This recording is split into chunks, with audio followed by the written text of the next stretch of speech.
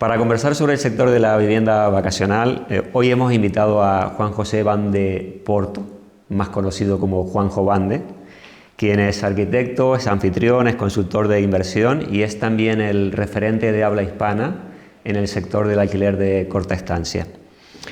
Más de 5.000 seguidores en YouTube. Felicitaciones, Juanjo. Bienvenido a la Escuela Canaria de Negocios, bienvenida a la especialización en la gestión de viviendas vacacionales. Y vamos a una primera pregunta obligada. ¿Cómo llega un arquitecto como tú al mundo de la hospitalidad, al mundo de la vivienda vacacional? Pues muchas gracias por la pregunta, Daniel. Encantadísimo estar hoy aquí en la Escuela Canaria de Negocios para esta especialización de gestión de vivienda vacacional. Y yo llego, yo creo que de una manera mucho más orgánica de lo que puede parecer. Hay veces que me han hecho esa pregunta más veces, ¿no? ¿Cómo llega un arquitecto a esta historia?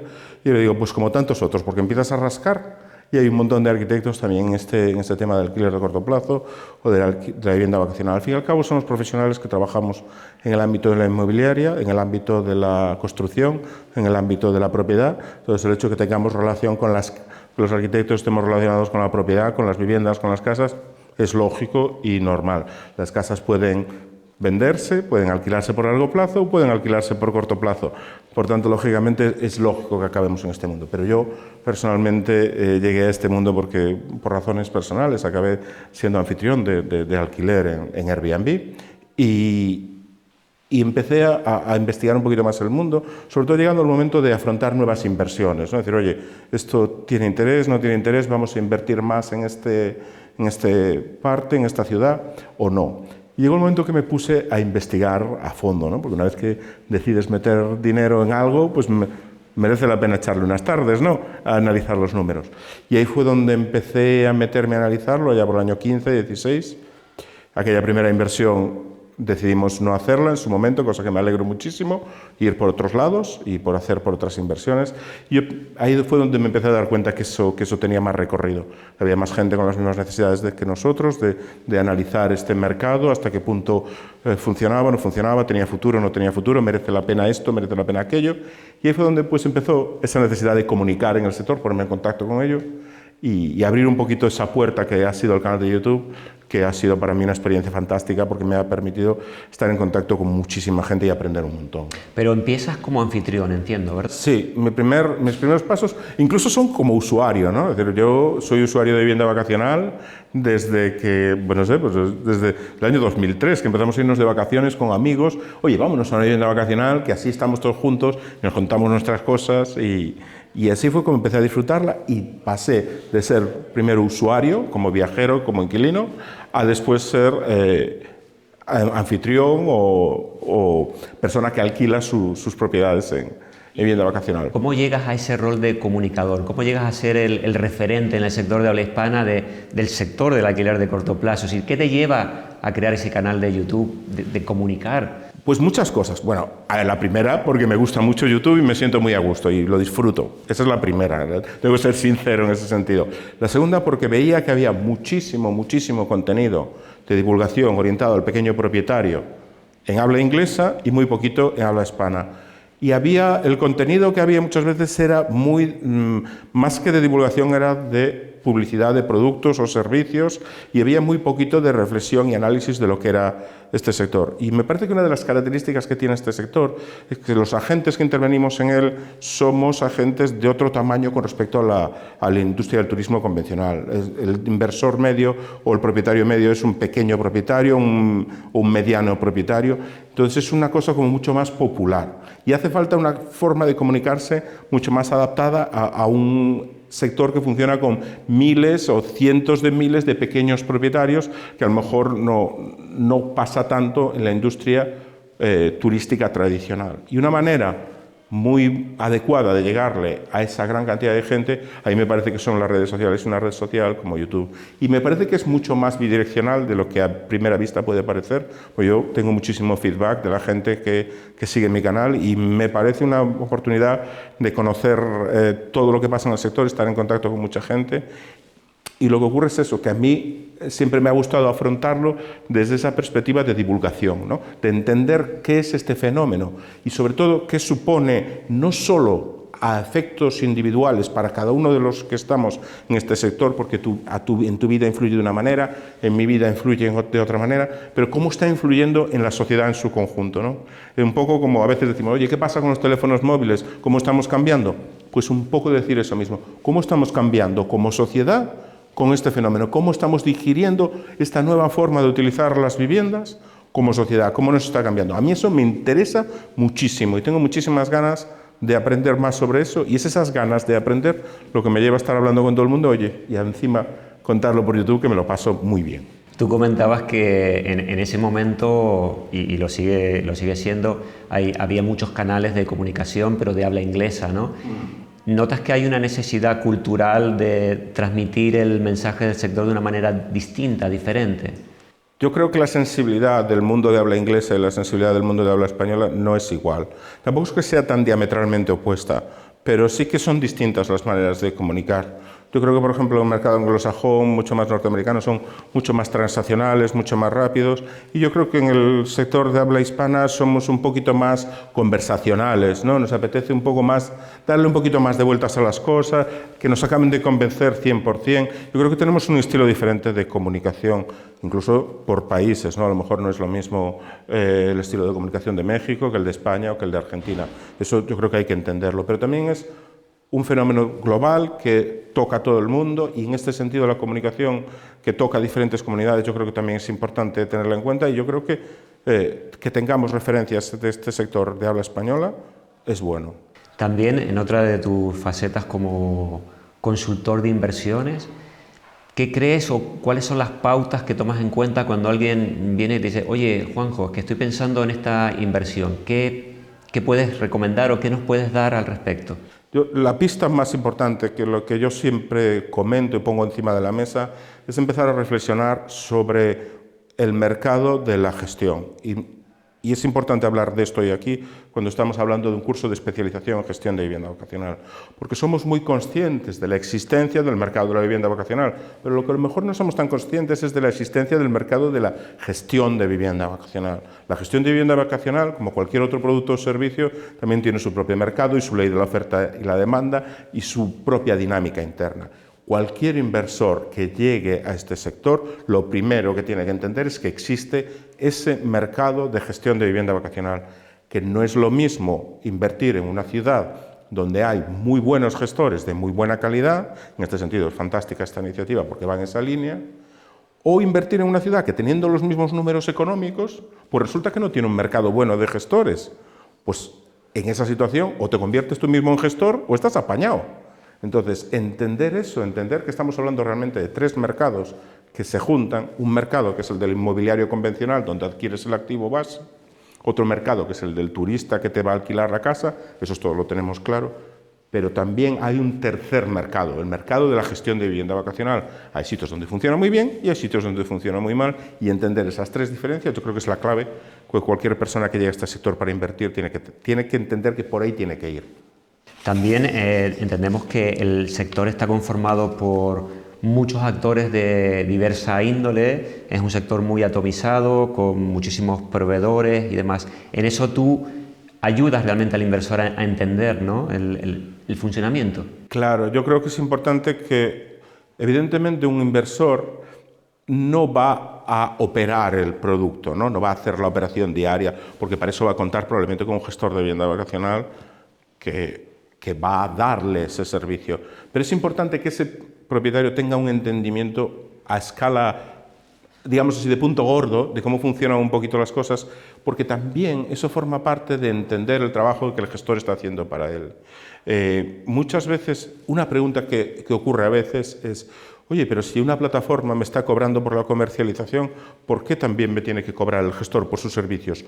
¿No es lo mismo? Pues no es lo mismo. Y entender eso es uno de los primeros pasos, porque esa comisión que te va a cobrar un gestor de vivienda vacacional por gestionar tu propiedad engloba todos esos servicios que tú has dicho y que están atomizados. Y el trabajo de un buen gestor de vivienda vacacional es romperse la cabeza con la última herramienta de software que te permite optimizar la última tarea para ofrecer un mejor servicio a tus clientes inquilinos y una mejor rentabilidad a tu cliente inversor, ¿no? Entonces, pero entender ese trabajo de alta complejidad que realiza un buen gestor de vivienda vacacional, yo creo que es lo que tiene que tener presente el inversor que pone su vivienda en manos de un buen gestor. Exactamente, exactamente. Antes de entrar un poco más en temas sobre el sector en sí, me gustaría preguntarte, porque sabemos que has sido como representante de los anfitriones de España a reunirte con los parlamentarios europeos en Bruselas con motivo de la nueva regulación de la Unión Europea.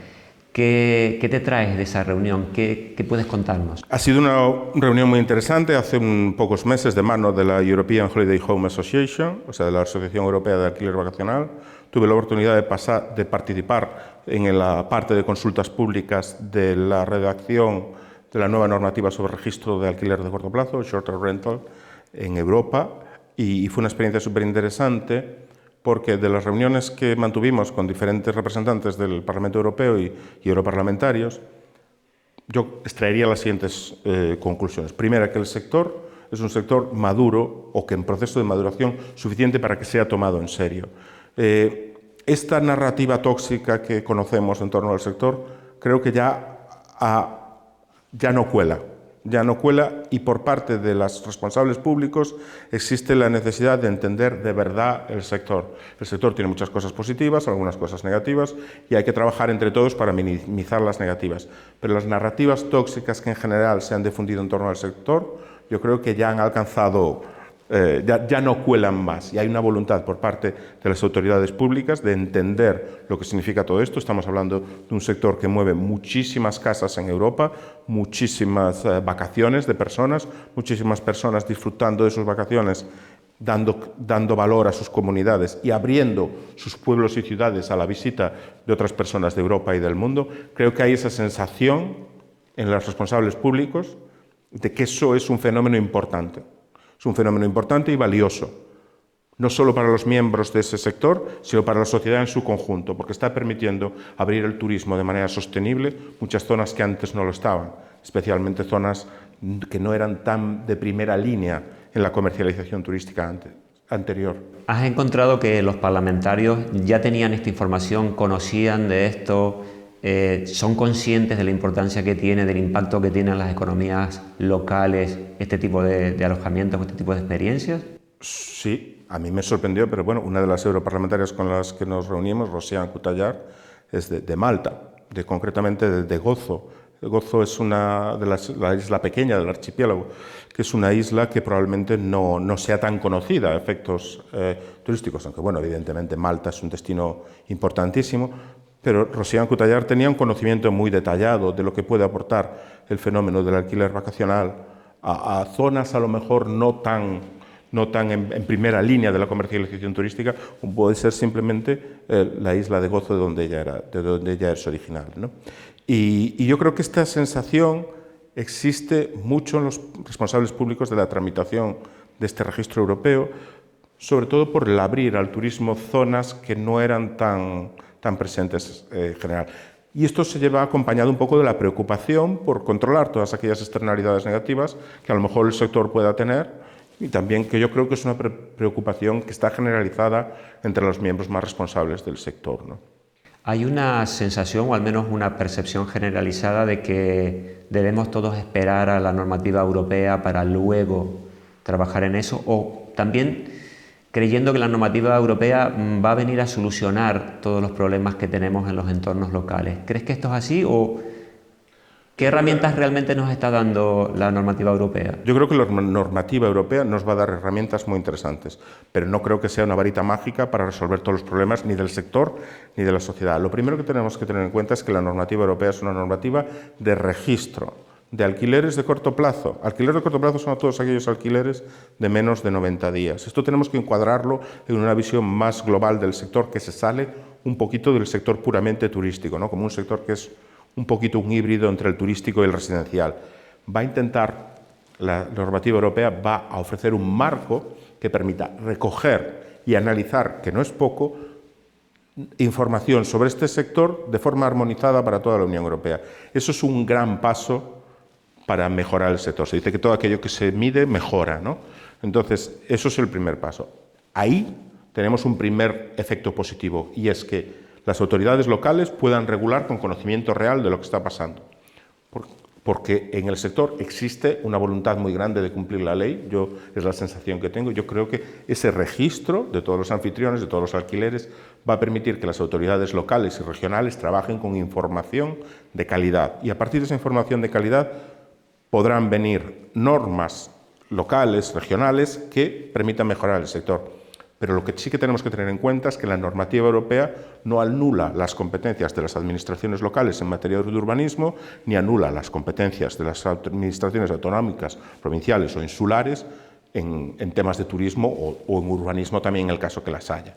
Entonces, estamos en un estado complejo, la normativa europea entra dentro de este estado complejo, no va a ser la panacea que resuelva los problemas del sector desde el minuto cero, pero desde luego es un paso en la dirección correcta que yo creo que va a permitir, primero, mejorar el conocimiento del sector que tengan las autoridades, segundo, mejorar la calidad de las normas que las autoridades puedan emitir y tercero, que el sector pueda reconocerse a sí mismo como un sector mucho más participante, o sea, mucho más mayor de edad, digamos, ¿no? Mucho más participando de la economía social. Y yo creo que el gran beneficiado de la norma van a ser las comunidades y las sociedades que van a poder disfrutar de estos beneficios positivos que tiene el alquiler de corto plazo para las comunidades locales.